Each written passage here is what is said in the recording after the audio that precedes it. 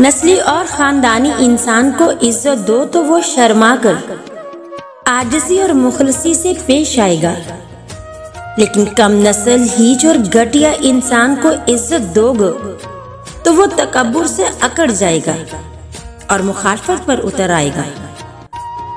हम कुछ लोगों की जिंदगी में 12वें खिलाड़ी के तौर पर होते हैं। जब कोई और दस्तयाब न हो तो फिर हमारा इंतखाब होता है। उन लोगों का शुक्रिया अदा करना चाहिए, उन लोगों का शुक्रिया अदा करना चाहिए जिन्होंने जिंदगी में दिल दुखाया और आंसू दिए और आपको अल्लाह के करीब कर दिया। अल्लाह पाक ने कच्ची खबरों और पक्की कब्रों से मना किया है। खबर हमेशा पक्की और कब्र हमेशा कच्ची होनी चाहिए। जिंदगी में उतार चढ़ाव की बड़ी अहमियत है, क्योंकि ECG में भी सीधी लकीर का मतलब मौत होता है।